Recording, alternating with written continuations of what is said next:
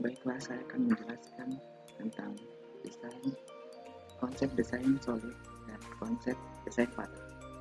Sebelumnya, saya akan memperkenalkan dulu nama saya. Nama saya adalah Fadli Nurzaman, sambal TF55117041, kelas D. Yang pertama saya jelaskan adalah solid prinsip. Solid prinsip adalah sebuah prinsip dalam membuat kelas dengan baik dan benar dalam konsep OOP. Solid sendiri adalah singkatan dari S untuk Single Responsibility Principle, O untuk Open Closed Principle, L untuk List of Substitution Principle, I untuk Interface Segregation Principle, dan D untuk Dependency Inversion Principle. Kemudian yang pertama saya akan menjelaskan Single Responsibility. Single Responsibility adalah suatu prinsip pada solid. Prinsip pertama. Prinsip ini yaitu prinsip yang mengutamakan setiap kelas hanya memiliki satu tanggung jawab. Jika membuat dua kelas, berarti masing-masing kelas tersebut hanya memiliki satu tanggung jawab. Sini bisa kita lihat, untuk public class tidak bisa langsung dia urus juga static data ini. Jadi static data ini harus dibuat dulu kelasnya tersendiri. Setelah dibuat kelasnya tersendiri, kelas static data ini akan ditaruh di public void. Public void ini ada pada data pegawai, yang nantinya kelas data pegawai ini akan dipanggil oleh kelas program. Jadi di sini kita tahu pada setiap kelasnya hanya memiliki satu tanggung jawab, tidak boleh lebih dari satu. Ya, untuk single responsibility mungkin itu saja hasil percobaan yang bisa kita lihat sini. Selanjutnya open close prinsip. Prinsip ini yaitu prinsip yang membuat sebuah antarmuka terbuka untuk penambahan fitur, namun tertutup untuk modifikasi. Secara spesifiknya, codingnya adalah seperti ini. Ada beberapa kelas, yaitu kelas model, public abstract class untuk perhitungan, public perhitungan, dan lain-lainnya.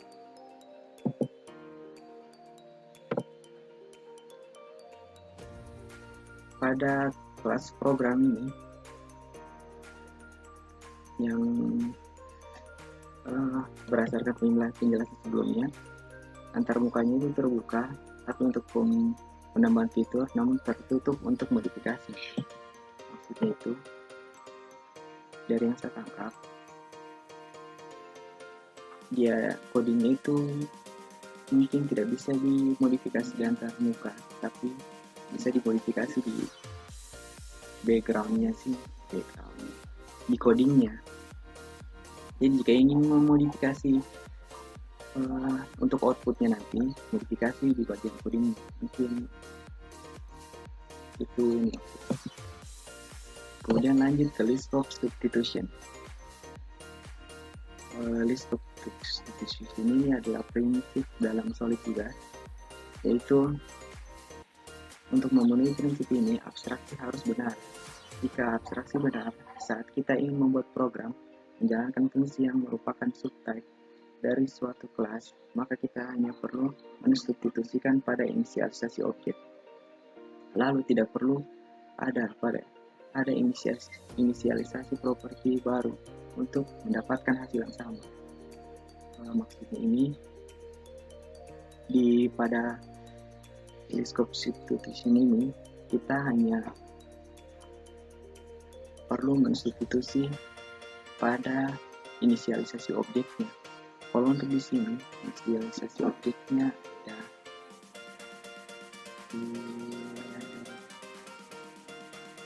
ini sum plator dengan return sum plator.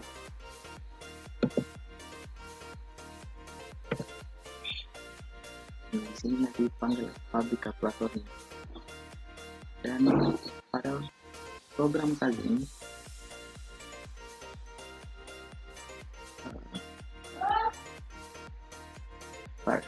pertama mendeklarasikan numbers, yaitu dengan number acak yang saya taruh sini, mulai dari 5 sampai seterusnya.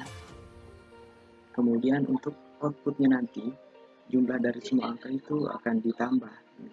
Ini hasilnya, jumlah semua angka ditambah.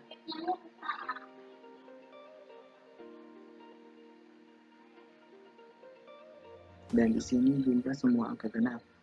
Jadi jumlah semua angka genap itu, semua angka genap yang ada di sini itu ditambah. Jadi totalnya ada 30. Kurang lebihnya begitulah.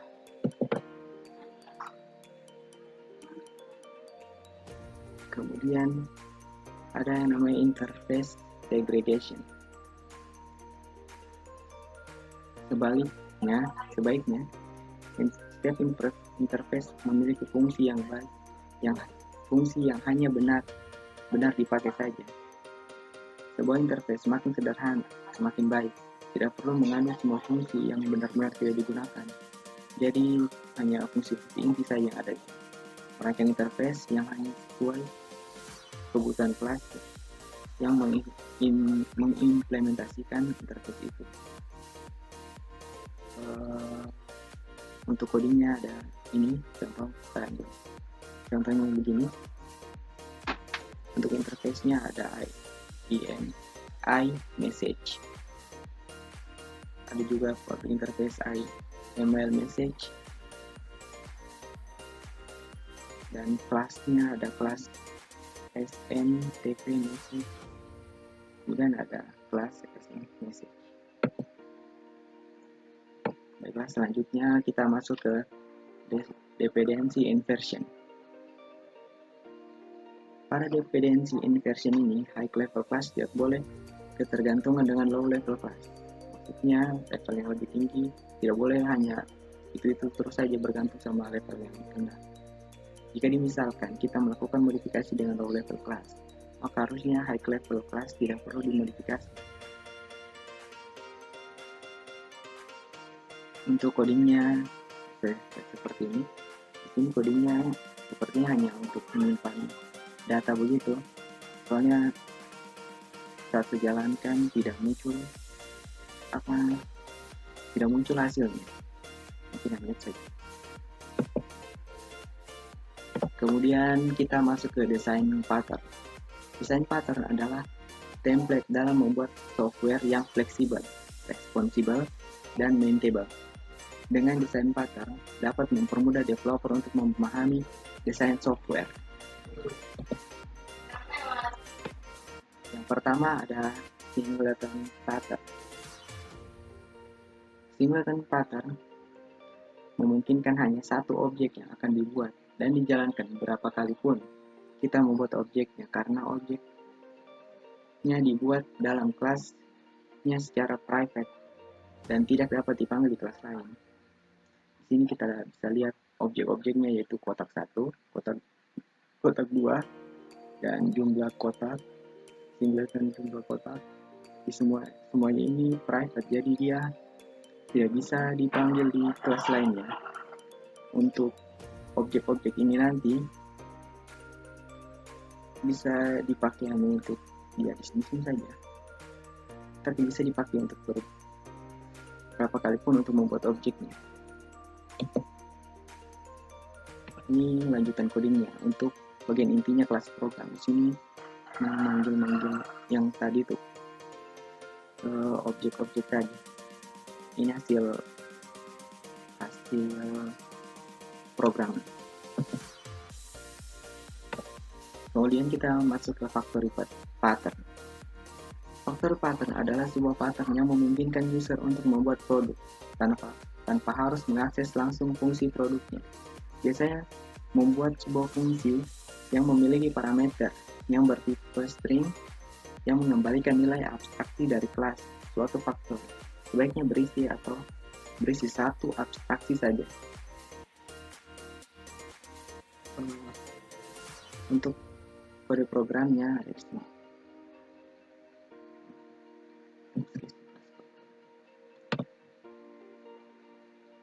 Select connection. Di sini dia hanya menampilkan IM Oracle connection.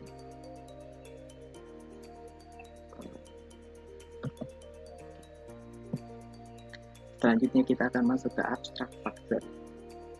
Abstract factory adalah bentuk kompleks dari factory pattern. Jika ada factory pattern yang kita hanya bisa mengakses satu abstraksi saja, dengan abstraksi factory kita bisa mengakses banyak factory dengan banyak abstraksi. Untuk contoh kode programnya bisa kita lihat sini.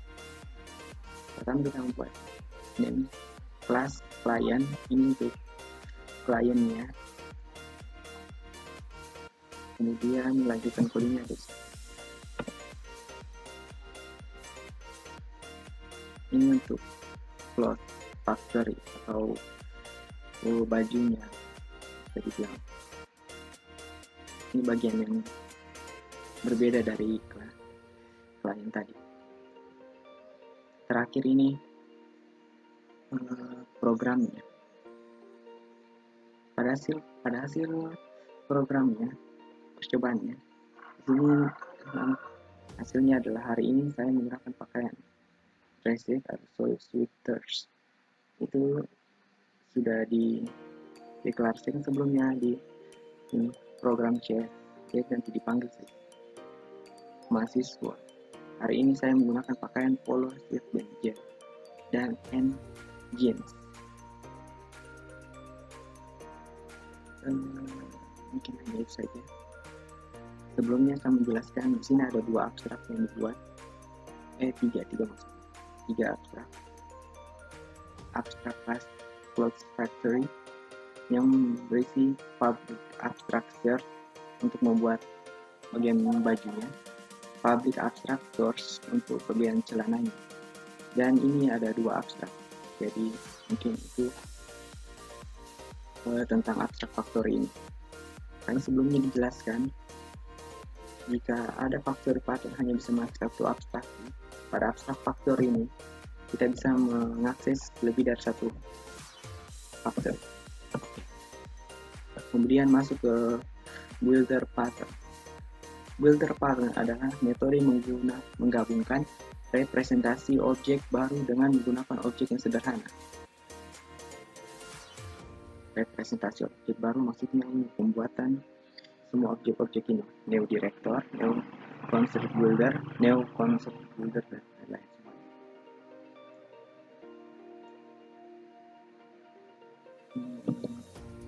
Untuk hasilnya bisa lihat seperti ini.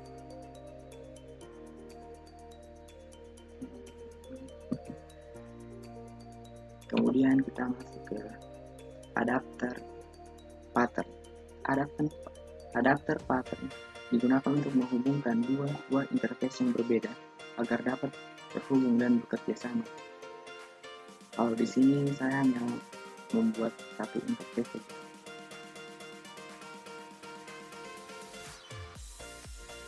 Ini bisa lihat codingnya.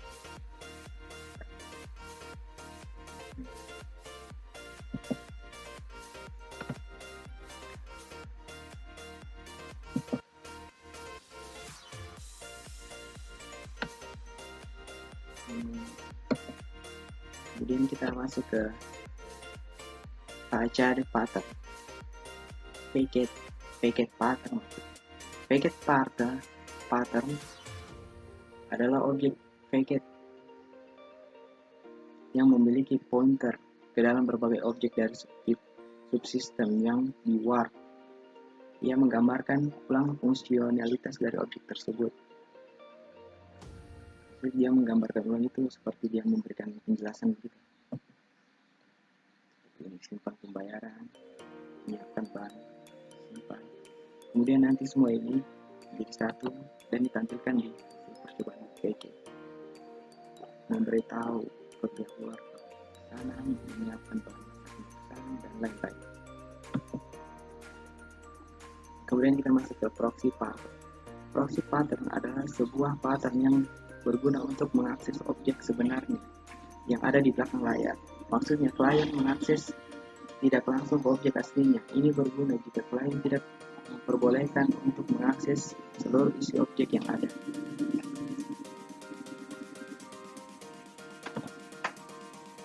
Maksudnya adalah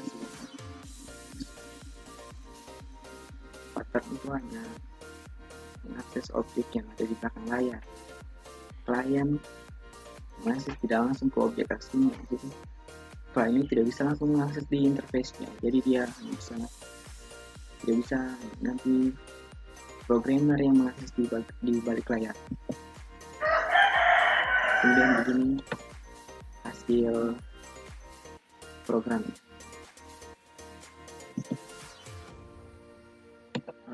Mungkin itu saja dari saya. Lebih dan kurangnya mohon dimaafkan. Sekian dari saya.